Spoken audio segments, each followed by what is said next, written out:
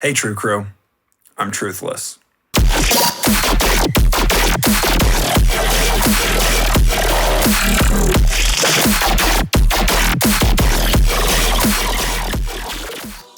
I'm aware this is probably the first time many of you have heard my voice. I admittedly wanted to keep this project more about the music, but in this day and age, I think putting a face to a name and connecting with a real human person probably goes a lot farther than a bunch of scary visuals and videos. I also don't have the highest budget ever marketing team to make the highest quality ever videos and marketing materials. So here I am as a human person. And today I'm coming at you from my bedroom studio here in the downtown Los Angeles Arts District. Let's go.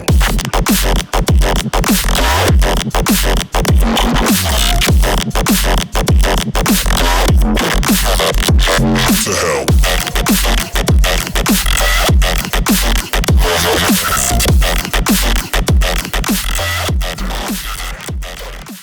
8 years ago, I came to LA for the first time because I was thinking about going to college here, and I immediately fell in love with it. And although I didn't go to college here, I knew that I would be back for whatever reason. I was a music kid then, I'm a music kid now, so big surprise. I moved here recently to take my music career more seriously. I wanted to put the Truthless project in front of people who maybe would value it, maybe would care a lot about it.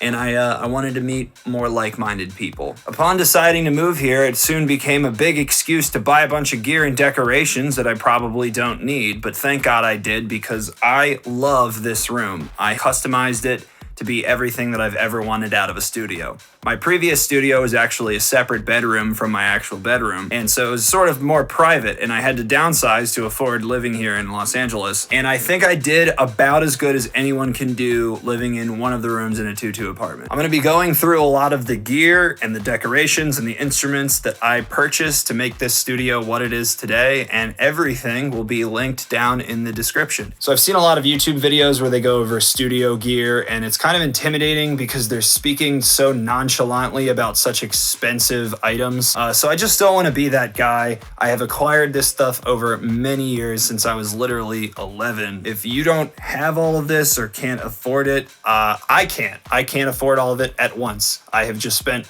the vast majority of my income over the past several years acquiring all this because this is what I choose to care about and this is what makes me happy. If you have any questions about anything I talk about, feel free to drop a comment. I'm going to answer every single one because this is my first long form video like this. So yes, this is my dream bedroom studio. I spared almost no expense, so let's give you a tour of my new space. First thing, let's talk about the desk. Every producer needs a desk that they like that is arranged in a way that optimizes their workflow, and that is exactly what I was going for.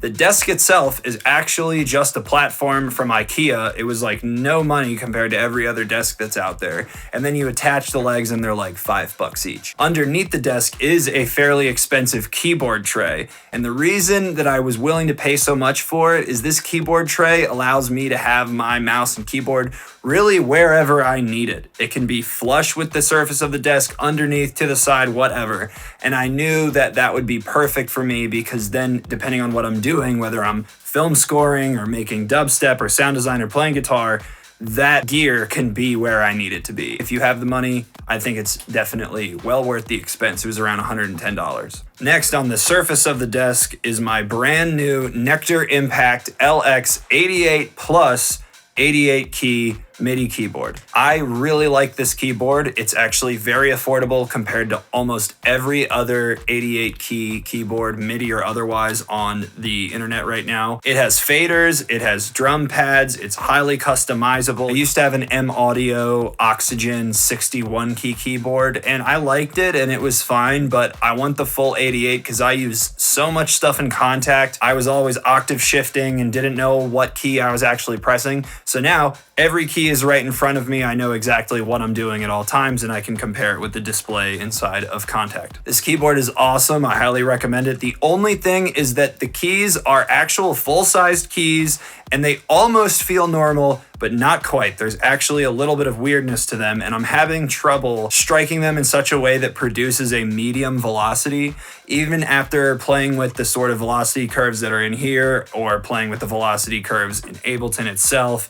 I really can't get it to feel like a real piano. There is something off. I think it's because these are not fully weighted keys, so that may be a reason why this is more affordable. It's not the worst thing in the world, but when I want really delicate, precise piano playing, it's not the best thing ever, and I sort of have to just work around it. Next on top of the desk is my laptop, which is supported by a very carefully and specifically purchased laptop stand. I needed a laptop stand that was sort of like a U shape so that my Midi keyboard could fit underneath it and have my laptop hang over top. And as you can see, that's what it's doing. My laptop is suspended, elevated, tilted. I can use my MacBook Pro, actually type on it, or I can just use it as a monitor, and the monitor is not too far away because the laptop stand is pushed up against the keyboard itself. And then I can also superimpose my actual computer monitor right above the MacBook Pro monitor, which gives me the dual screen action with the perfect viewing angle from where I'm sitting. I'll get to the monitor in a second. Next on top of the desk is my brand new Apollo Twin Duo audio interface. I am sure you have at least seen a picture of these, and more likely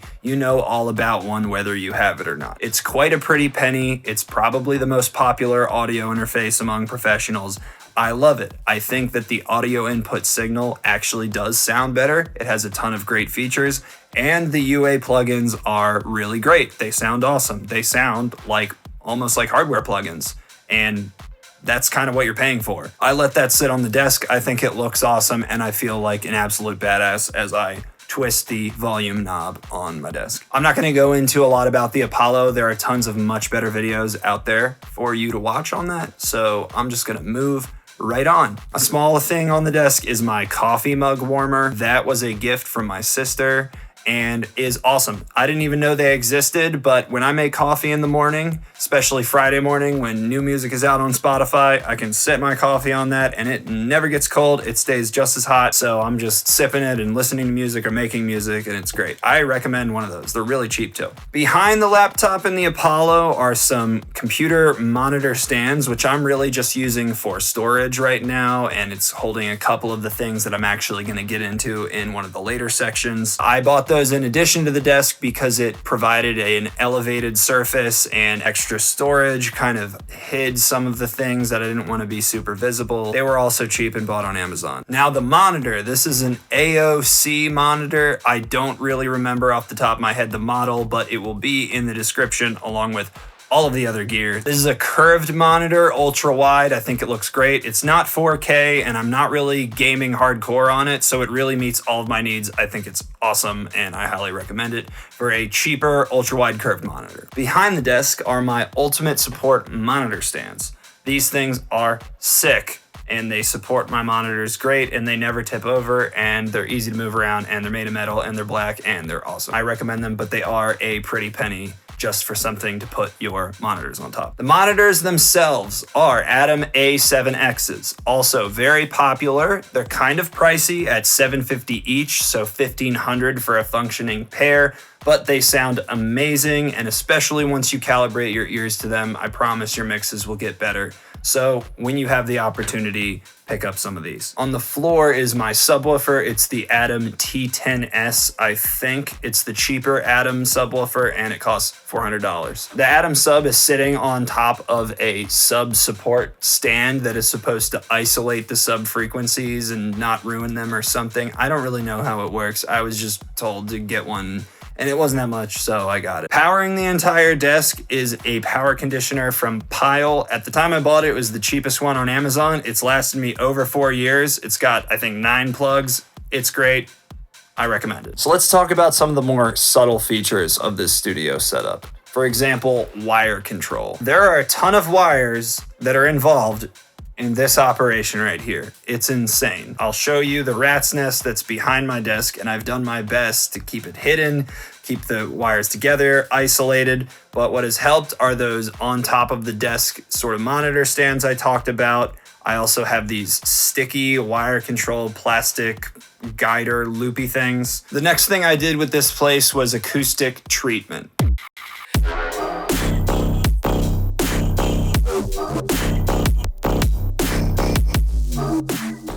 Behind the desk, as you can see, I've got acoustic treatment going up the wall, and behind the speakers, I also have two, I think they are diffusion panels on the wall from Amazon. I'll link them in the description. I don't know what they're called, but they look great and they seem to be a big improvement. I didn't have them in my old studio, and I think it is a lot drier of a sound in here.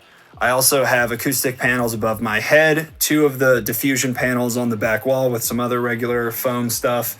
And then there's foam stuff elsewhere throughout the room. Also in this entire corner and most of that corner and that entire corner, I have foam bass traps, which are, I think, way too expensive for what they are and the fact that they're just made out of foam. I've steadily acquired them over the years and they definitely help with the bass tonality in the room. In terms of acoustic treatment, an unusual thing I did is because the desk is here and the window is right there, I was worried about reverberations from the windows. I actually bought an acoustic curtain. Usually these would be probably used in like a band practice room to sort of dampen the reverberations, but I figured it could double as a blackout curtain for when I'm sleeping, and again to sort of absorb some of the sound and dry out the reflections in the room. And it worked. It's really cool. It's a blackout curtain, it's an acoustic curtain, and it helps the room sound a lot drier. So it's literally just on my curtain rack as if it's a regular curtain, and it does a great job. So I'm glad I got that. If I clap right here in this spot, it's very dry. It might have sounded echoey to the camera, but where I'm sitting, there's almost no echo. On top of all the acoustic treatment I've done, I got the SonarWorks Reference, I think 4, which comes with a little microphone. It listens to sounds played out of your speakers, and then it permanently calibrates your computer's output to the tone of your room. It basically fixes the EQ curve of the room. So on top of all the treatment, I also double down on having the SonarWorks, and it has really made my mix downs better. Before the SonarWorks, I had a huge buildup around 80 to 100 hertz, which is a problem that a lot of producers have. It might have been because that's the cutoff frequency leading to my sub. It can also be a thing that I heard that happens with a lot of rooms, even if you do have bass traps. And so the SonarWorks is correcting for that among a lot of other points in the EQ spectrum. I didn't want to talk too much about acoustic treatment, but it is something that I think is important, especially if you're producing a lot on speakers. There are better videos that'll explain it to you. I suggest you just go watch them in the top rated ones because they're going to do a better job of explaining it than me. I just bought these because I felt like I had to. Next, let's talk about guitars.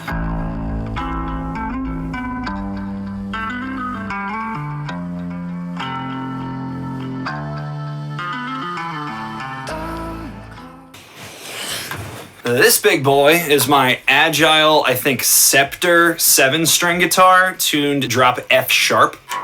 So it's got super fat strings on it. I just put them on and I didn't trim the edges, so it looks really ugly. This guitar is awesome. It has Seymour Duncan blackouts in it. I got it as a B stock because it has a minor imperfection. This was only $500. So this was a steal. I love this guitar. I've had it for years. It was the first extended range guitar I ever bought. I use it in a lot of dubstep songs because it tunes to drop F sharp, which is generally around where a lot of dubstep is written. All right, next up is my shreddiest guitar. This is a Washburn Solar Parallax 6-string. I think it's just called Solar now. It's not under Washburn anymore. It's got a matte black finish, which looks awesome. An Evertune bridge, which keeps it in tune. If you don't know what that is, you should look them up. They're really awesome. And I use this for a lot of lead work. I play Polyphia songs on this poorly. This thing rips. Every time I go to a guitar shop and kind of play around with other guitars, I am always reminded how much I love this. It just feels great. The action's great. It's everything I need out of a 6-string, I really feel like, including that awesome Evertune. I would maybe change the pickups. They have a tendency to sound like kind of quiet. They don't really achieve as much gain as I would like, even though the pickups aren't creating the gain. It just doesn't, something's up with these pickups. If I could get some bare knuckles in this would be the perfect 6-string guitar. This guitar is the one acoustic I have. It's a Taylor 110. It's a little out of tune. It sounds amazing. I've been trying to upgrade to a better, more expensive acoustic guitar, and so I took this to a guitar shop to compare it, and honestly, nothing really sounds as good. I don't know why, but this thing is super bright and loud and clear, and I love the resonance. The only thing is that it's not an electric acoustic, so if I record this, I'm standing in front of the microphone I'm using for this YouTube video right now, and I'm recording very delicately. This is what I use to very aggressively, averagely serenade people with. I got this guitar when I was 14, so that's almost 10 years ago. It's lasted ever since then, so it really holds up. I love it, it's awesome. Ooh. So this guitar is the main event. This is my Dream Studios Twang T8 8-string guitar. I needed an 8-string guitar so I could play some of my lower tuned songs in D, D sharp, E. And so it was time to get an 8-string, and I really thought it would be cool to have an 8-string Telecaster, which is pretty rare. I love the Telecaster shape. So I went on Facebook Marketplace and found this, drove down to San Diego, and it played great. And then I find out that there's actually only 3 of these ever made in the entire world. So it's quite rare. It's a staple of the Truthless inventory. When I teach lessons to my students on Zoom, they always see it hanging on the wall right here and ask me, oh, what's that guitar? I've never seen one like that before. So it's really a head turner. I love this guitar. I keep this at a very weird tuning. It goes, I don't even know. I have it in an Excel document. I don't know what the tuning is. This guitar is tuned to double drop D sharp. So you can expect some fat chugging and some Truthless tunes on the horizon. That's an 85 gauge string, and I'm gonna put a 90 on it soon. I would say go buy it, but you probably can't. And that's not me being arrogant. That's just me being straightforward. That's my Dream Studios Twang T8 8-string guitar. Bloopity blop. That's it.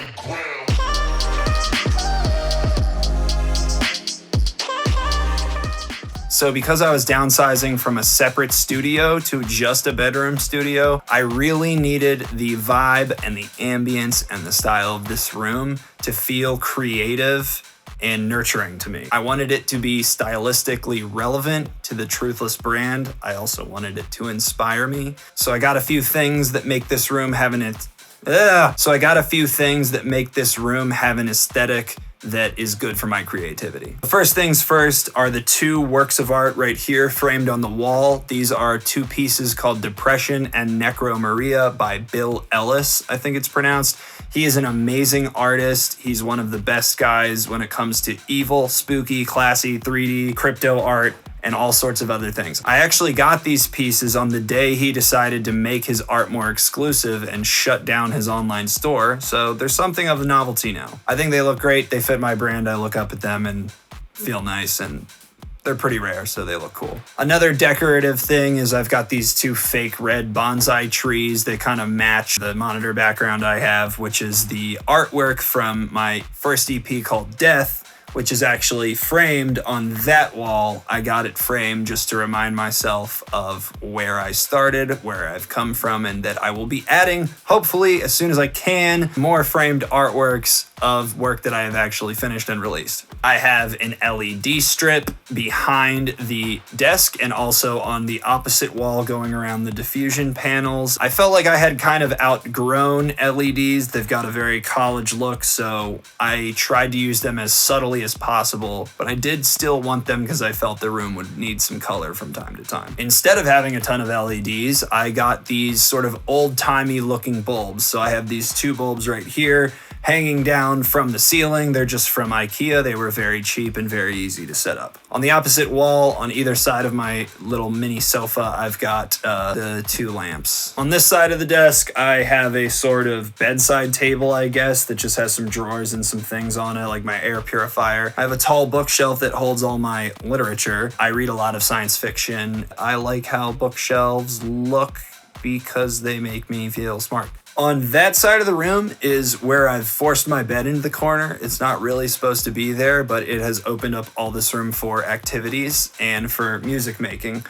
On the wall above the bed, I've got some fairy lights going around a 4x4 wooden piece of artwork that I got from Society 6. The artist is called 𝐒𝐓𝐔𝐃𝐈𝐎, I believe, and it's an amazing piece. I think it looks awesome. It's fairly affordable on society6.com. Some other decorations we have are some orchids on top of the monitors, and inside one of the orchids is my finger puppet of Carl Sagan, who looks really creepy. Whoever made that finger puppet must have had some beef with Carl Sagan because he looks so weird and creepy. So there you have it. This is the new Truthless HQ here in the downtown Los Angeles Arts District. I couldn't be happier with how it turned out. It took me a full 2 weeks of 16-hour days building out this room, but it really paid off, and now I have the creative bedroom studio that I have always dreamed of. I have many more videos on the way. I am dropping a mixtape called Hell's Finest Mixtape Volume 1. It is coming in the next couple of weeks, and it is actually a live